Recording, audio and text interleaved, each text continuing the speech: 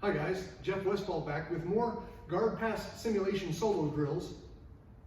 We're going to start again on the dummy with a little explanation and illustration, and then shift it to the stability ball for the real drill.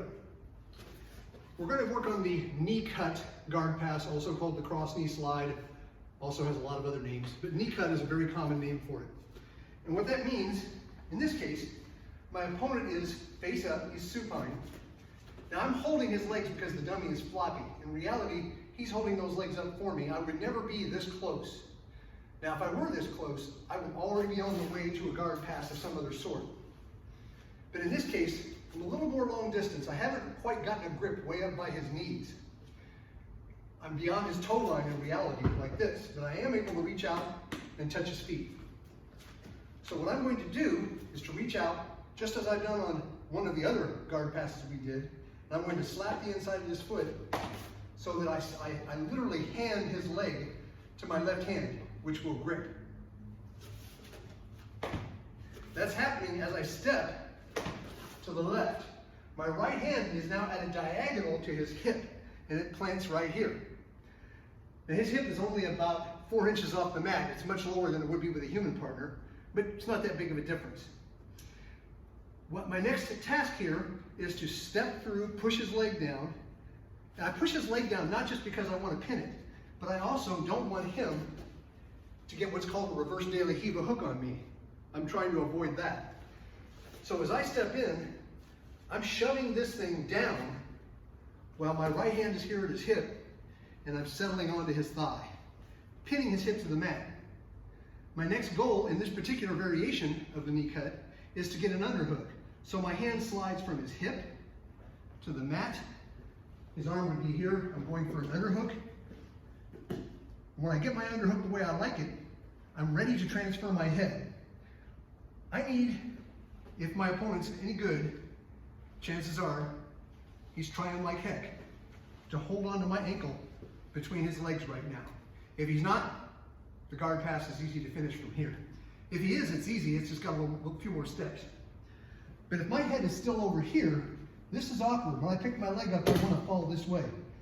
My head transfers this way, making me light. My head would really be close over his head, making me light and easy. It's easy to use this leg. I'm going to push his top leg or push his bottom leg. Each time I push, the leg that's trapped is pulling a little bit. Two-way action. Push, pull. Push, pull. Once it pops out, my knee goes to the ground if it's not already, because the dummy's so thin, my knee is already touching the ground. In reality, it may not be. But once it pops out, I want to create a tight seal between my knee and his hip. I came up higher because the dummy's so squishy.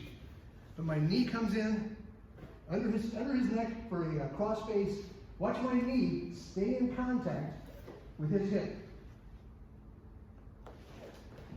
Okay, that should give you something of an idea of what it would look like on a human partner.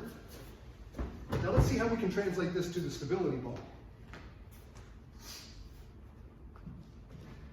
So our first challenge is to simulate that slap into the other hand. Well, we've already done that on an earlier one when we double tap the ball. Same thing here. At the same time I'm doing that, I'm stepping to the left. I want to get his knees and his feet pointing that way, away from me. So I move me some, I move him some. Classic martial arts. So tap, immediately this hand is going to the hip. Now I don't put it here. I put it here, and I shift weight into it. So that as I'm floating here, getting ready to drop my knee, I have a stable structure. That takes a little practice with a stability ball, but you can do it once you learn how to place it correctly. So I'm back here. I step out. Once I'm here, I stabilize and I slide my knee right down next to him. Now I'm feeling pressure through my hip into him. And that pressure is coming up into my arm. I'm staying stable. This foot floats wherever it needs to float. In reality, this leg is on his thigh, pinning it. So I don't want to stay too heavy on this leg. I want to keep my balance more with my pressure here. But I can touch the leg down if I need to. I'm going to roll the ball a bit so that my hand moves to the ground. This is going into his armpit. Now I want to work it as an underhook. So my elbow goes to the mat, but I never stopped maintaining squishing pressure into this ball. Now I'm ready to move my head.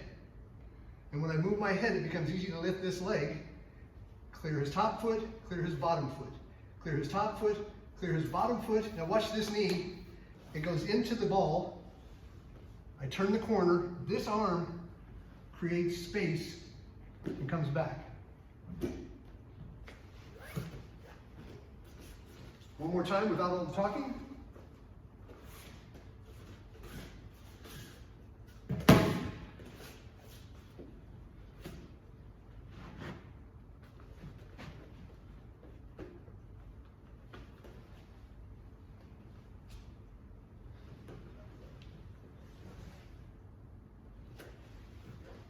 So unlike some of them that we've done, the knee cut is only a few simple steps, easy to practice, and it feels a pretty good amount. It's one of the best things I've ever played with, to feel like a human partner when you're wedged in between his two legs, forcing his knees apart with your body. And you can feel that between the earth and the ball, and the friction you create with the ball and your weight. It really is amazing to me how close it feels. I hope you think so too.